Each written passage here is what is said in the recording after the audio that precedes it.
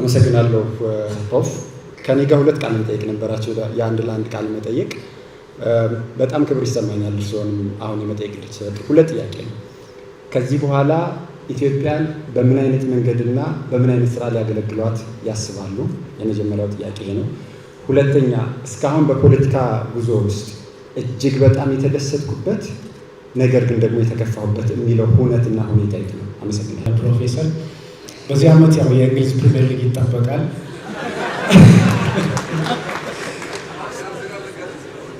እና ጉግልም ሳረግ እርስዎ የአርሰናል ደጋፊ እንደሆኑ ጉግል ራሱ ያውቃልና እርስዎ የዜማን ትተው ሲወጡ አርሰናል ዋንጫ ሊበላ ይችላል ወይ ምላሽ ይሰጥ ከዚህ ቀጥዬ ምናልባት የሚያዝናናውት ነገር በህይወቱ ላይ ምንድን ነው የሚለውም አብሮ ቢጨመርበት አመሰግናለሁ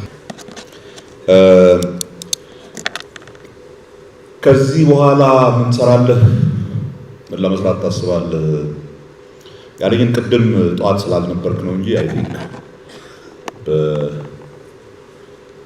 እንኳን አልነበርኩም ረጅም ነበር ንግግሩ በዛ ላይ እንዳልኩት እኔ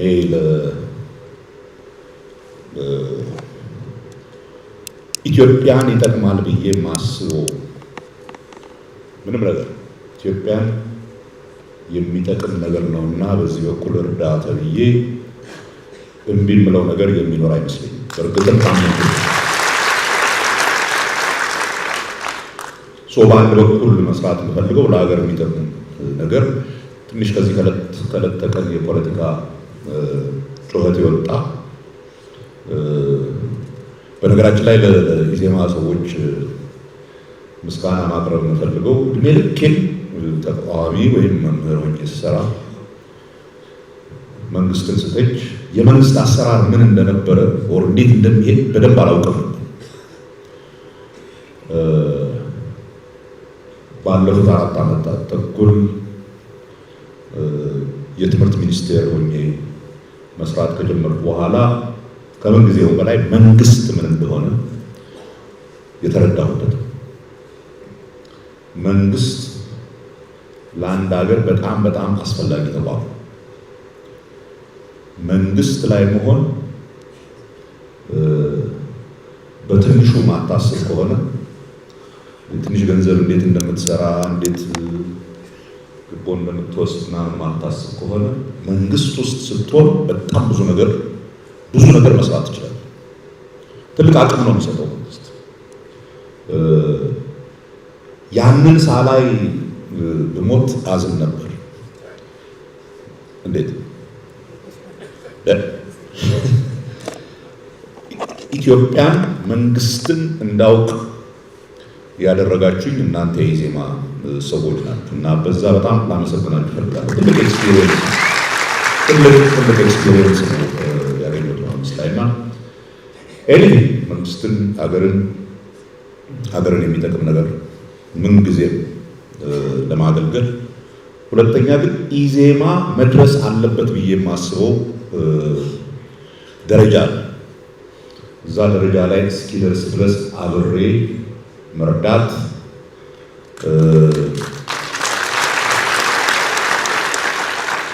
አያምጣበት እንጂ ኢዮብ የሽማግሌ ምክር ከፈለገ ሁሉ ጊዜ አለው ግን እሱ የሽማግሌ ምክር የሚሰማ ሰው አይደለም ግን ቢሆንም ከጠየቀኝ ስለዚህ አለው መጽሐፍ ፈልጋቸው ነገሮች አሉ ጽፋሉ ማስተማር መልሼ ማስተማር ፈልጋለሁ አንድም ኮርስ ብትሆን ሄዶ በሐሳብ ከወጣቶች ጋር መነጋገር የሚያስችል እድል አገኛለሁ ብዬ ተስፋ አደርጋለሁ እንዳለው እኔ በፈለጉት ሰዓት መነሳት ናፍቆኛል ምንም አልዋሻችሁም በአላርም መነሳት ሰልችቶኛል ብዙ ጊዜ 11 ሰዓት ተኩል ነው የምነሳውና በጣም ደሜን ያፈላዋል ከሱ ቦታ ደስ ይለኛል ግን በምንም አይነት ራሴን ሳየው ዝም ብዬ አረፌ መቀመጥ የምችል ሰው አይደለሁም እና አይ ቲንክ I'm gonna be busy ብዙ ሰራቸው ነገሮች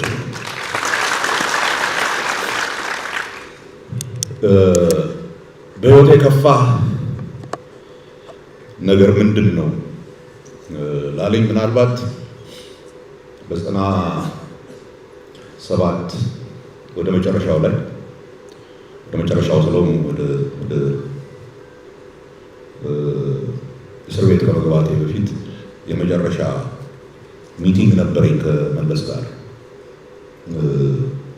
እኔ መለስና በዛን ጊዜ የአውሮፓ ህብረት አምባሳደር የነበረው ቲም ክላርክ ነበር፣ ሶስታችን ነበርና ነገሩ ወደ ግጭት የሚሄድበት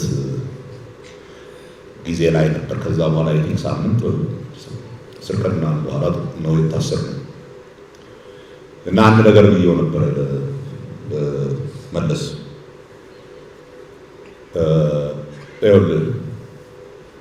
የ97 ምርጫ እንዳሸነፍን ምንም ዳውት የለንም፣ አንተም ታውቋለህ። በሌላ በኩል ደግሞ በምንም አይነት ኢህአዴግ ስልጣኑን እንደማይለቅ እናውቃለን። ስለዚህ በእኛ በኩል ስልጣኑን ይዘህ ለሚቀጥሉት 5 ዓመታት ቀጥል ግዴታ።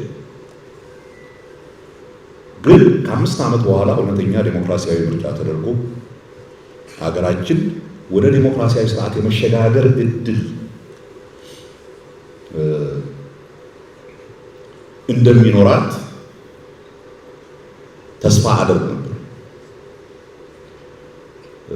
ቅንጅት መጨረሻ ላይ የወሰነው ምሳሌ ተጠቅሞ ወደ 8 ነጥብ ፖሊሲ ብለን እንትን ያደረግነው ሁሉንም የተሰረቀውን ነገር በሙሉ እንተውላችሁ፣ ግን ከ5 ዓመት በኋላ ለሚኖረው ምርጫ መሰረታዊ የሆነ ዴሞክራሲያዊ ስርዓት ለመፍጠር አስፈላጊ የሆኑ ነገሮችን ተስማሙ ብለን ነበር የጠየቅነው እና መለስ ያለት በግልጽ የነገረኝ ያንን ለማድረግ ፈቃደኞች እንዳልሆኑ ነበር እና ያን ዕለት ሪሊ ዲፕረስ ሆኜ ያመሸሁበት ቀን እሱ ነው። ምክንያቱም ከዛ በኋላ ሊመጣ የሚችለውን ችግር አያው ነበር። ሞት የእኛን መታሰር የሰዎች መሞት ምናምን ብቻ ሳይሆን ይቺ ሀገር እያደር ምን አይነት አደጋ ውስጥ እየገባች እንደምትሄድ ስለማውቅ በጣም ያስቸገረኝ ጊዜ ነው። ቢኮዝ ለሱ የነገርኩት ኢትዮጵያን ዴሞክራሲያዊ ያደረገ መሪ ከመባል በላይ ምንድን ነው የምትፈልገው? ያንን ነገር ብታረግ ኢትዮጵያን ለመጀመሪያ ጊዜ ዴሞክራሲያዊ ያደረግ ትባላለህ። እድሜ ልክ እንዴት ከሱ ስልጣን መርጣለህ ነበር ያልኩት እና አይ ቲንክ በጣም አስቸጋሪ ነበር ቀን ያለት። በነገራችን ላይ ለዶክተር አብይ ነግሬዋለሁ። ከምንም ነገር በላይ እቺን ሀገር ዴሞክራሲያዊ አድርገህ መሄድ ከቻልክ ትልቁ ታሪክ እሱ ነው የሚሆነው ብዬዋለሁ። and I hope ይሄንን ያደርጋል ብዬ ተስፋ አደርጋለሁ።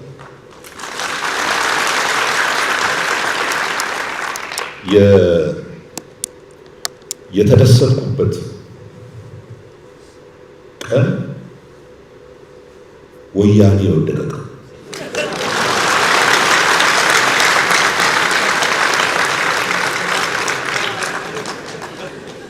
ለኔ በጣም አደገኛ ሁኔታ ላይ ነጭ አገሪቱ ብዬ በጣም በመፈራበት ጊዜ ያለ ወደ መጨረሻ የነበረውን ነገር ታውቃላችሁ።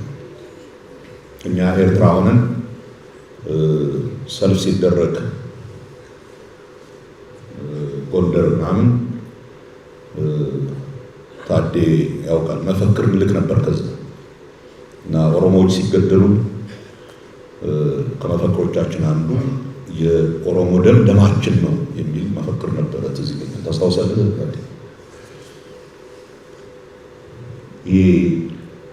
የዛ ጊዜ የነበረው አደጋ እቺን ሀገር ኮምፕሊትሊ የሚያላቅቅ ነገር ውስጥ ወያኔዎች ማስገባት እንደሚፈልጉ እናውቅ ነበር። ቤተ አማራ የሚባል ድርጅት ፈጥረው ትግሬን በሙሉ ገደል እናስገባለን የሚል ደህንነት የፈጠሩ ቤተ አማራ የሚባል ፍጹም ጸረ ቲፒኤልኤፍ አይደለም ጸረ ትግሬ የሆነ ፕሮፓጋንዳ የሚነዳ ድርጅት ፈጥረው ህብረተሰቡ እርስ በርሱ እንዲባላ ያላደረጉት ነገር እና በመጨረሻ ላይ ተሸንፈው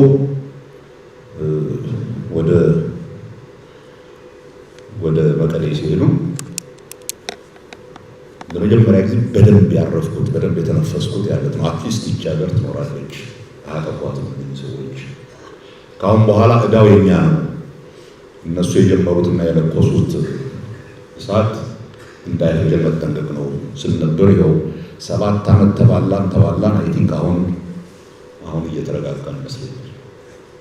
አይ ቲንክ ይህችን ሀገር ትልቅ የማድረግ እድል አለ ነው። ይሄ ሀገር እንደሌላው ሀገር አይደለም። ይሄ የስልጣኔ ሀገር፣ ሲቪላይዜሽናል ስቴት የሚሉት አይታችሁ እንደሆነ የኢራንን ጦርነት ስታዩ ከሌሎቹ ሀገሮች ይልቅ ኢራን አሜሪካንን የሚያክል ሀገር፣ እስራኤልን የሚያክል ሀገር ገጥማ ፈልጋለሁ በጉልበት ሲደበድቧት ውስጧን ገብተው ከፋፍለው እርስ በርስ ለማባላት ሲሞክሩ ይሄ ለኢራን ስርዓት ጥሩ ነው ጥሩ አይደለም የሚለውን ትታችሁ ማለት ነው። ያ ህብረተሰብ አንድ ላይ የቆመው የረጅም ጊዜ ስልጣኔ ባለቤት ስለሆነ የፋርስ ሲቪላይዜሽን ያለው ሀገር የኢራን ያ ሜሞሪ በጣም ትልቅ ነገር ነው። እኔ ኢትዮጵያውያን ያንን ነገር ረስተነው ነበር ለረጅም ጊዜ። አሁን ያ ሜሞሪ ተመልሶ መምጣት አለበት ብዬ ነው። ኢትዮጵያ ሲቪላይዜሽናል ስቴት ነች። እንደዚህ ዝም ብሎ ማንም መጥቶ የሚያፈርሳት እንዳልሆነች፣ መንግስት ስልጣን ይዞ ለማፍረስ የሞከሩት እንዳልሆነላቸው ሳውቅ ይህች ሀገር ሰርቫይቭ እንደምታደርግ ምንም ጥርጥር የለም።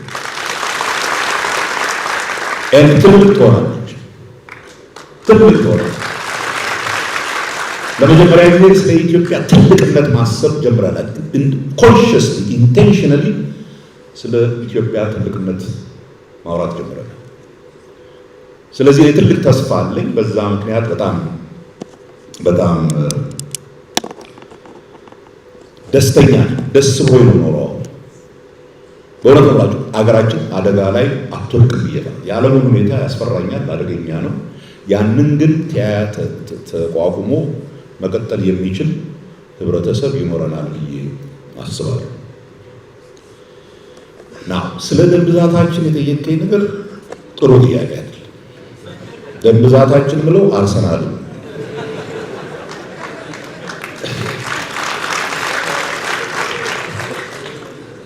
እንደ አርሰናል እንደ መጥፎ ልጅ ነው። ደምህን ያፈላውና ግን you cannot live it ነው somehow አንጀትህ እየተቃጠለም ትኖራለህ። እና ዘንድሮ እኔ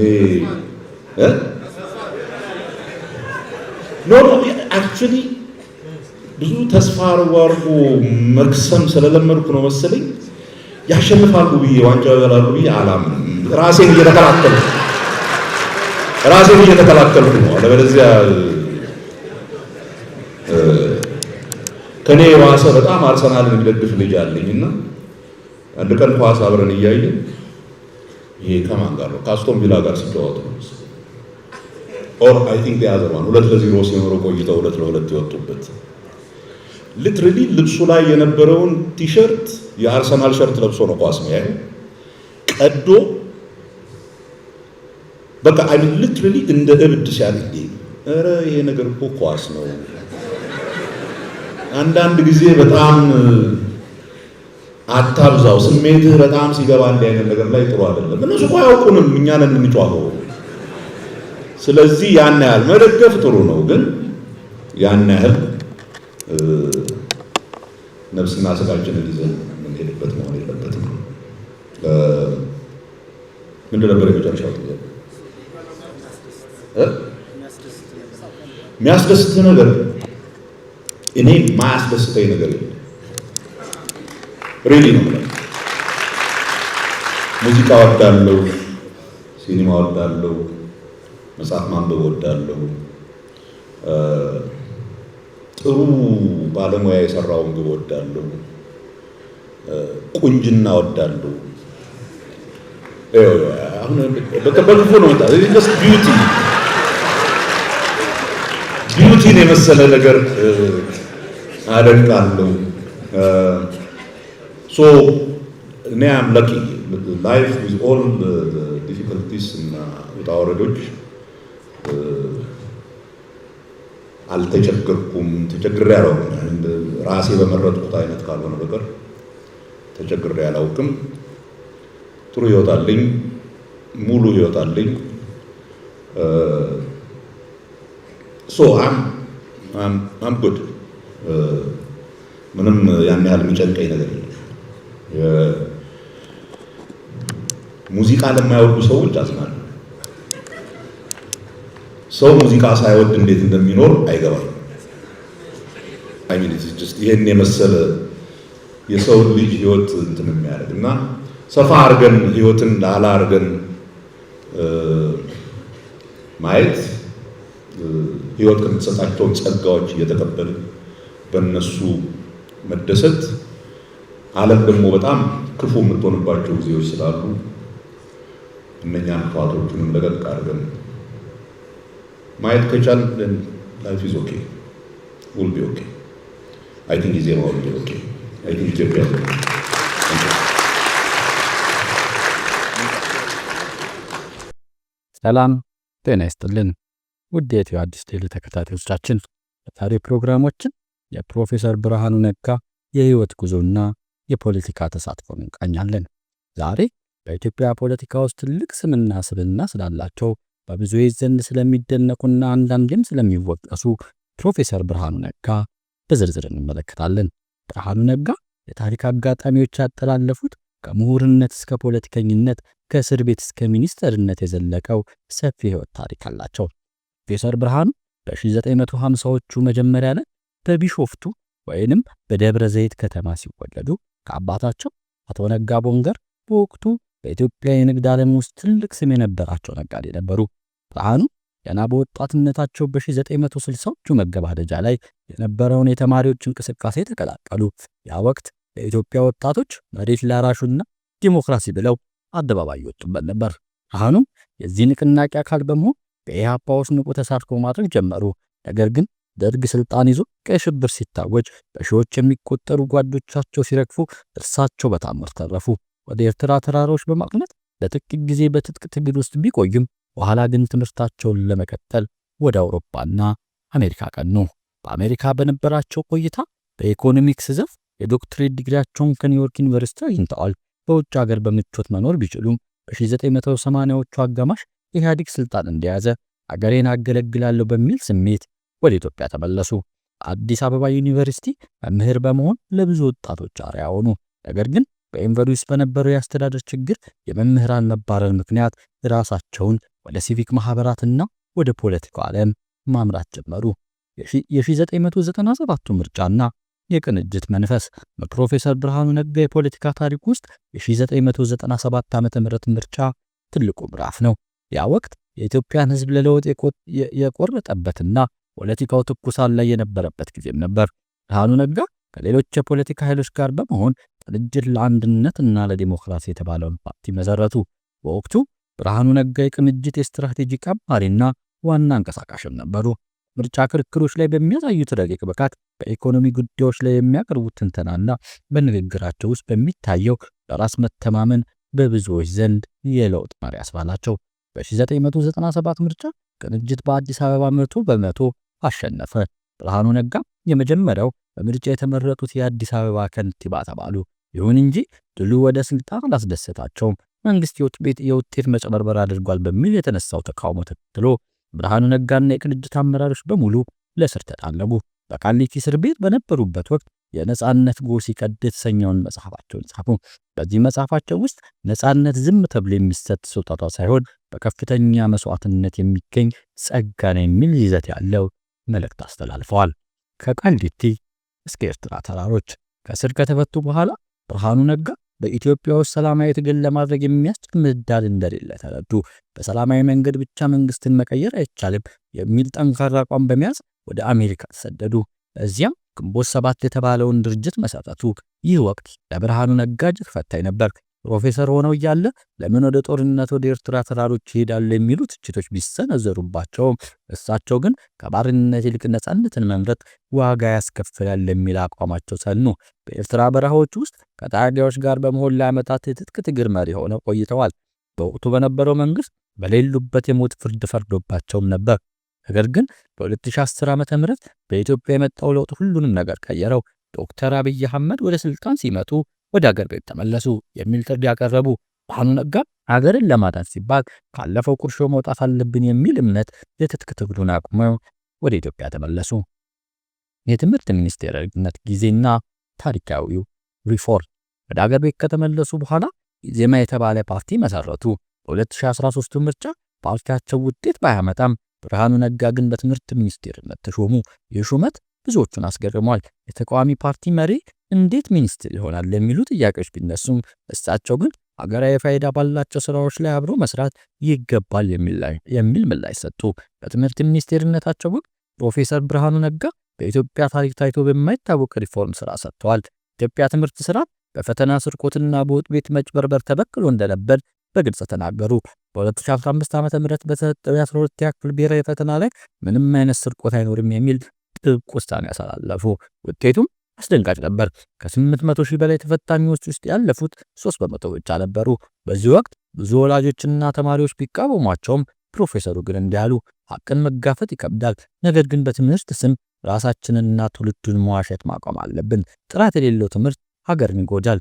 ይህ ውሳኔያቸው በኢትዮጵያ የትምህርት ታሪክ ውስጥ የእውነት ቀን ተብሎ ሊጠቀስ የሚችል ትልቅ እርምጃ ነበረ። ፕሮፌሰር ብርሃኑ ነጋ በብዙዎች ዘንድ ኢትዮጵያዊ ምሁር፣ በሌሎች ዘንድ ደግሞ አወዛጋቢ ፖለቲከኛ ተብለው ይጠራሉ። ነገር ግን ማንም የማይክደው ሀቅ እርሳቸው በቆሙለት ዓላማ ጽኑ መሆናቸውንና ለሀገራቸው ለለውጥ ትልቅ ዋጋ መክፈላቸው ነው። ከወጣትነት ትግል እስከ ጎልማሳነት ስደት፣ ከእስር ቤት እስከ ከፍተኛ ስልጣን ድረስ ያሳለፉት ጉዞ ለብዙዎቹ ትልቅ ትምህርትን የሚሰጥ ነው። የኢትዮ አዲስ ተከታታዮቻችን ስለ ፕሮፌሰር ብርሃኑ ነጋ የነበረን ዝርዝር ቆይታ በዚሁ ይጠናቀቃል። የእናንተስ ስለ ፕሮፌሰር ብርሃኑ ነጋ የፖለቲካ ጉዞና በትምህርት ሚኒስቴርነት የሰሩትን ስራ እንዴት ትመለከቱታላችሁ? ሐሳባችሁን አጋሩን። ሰላም።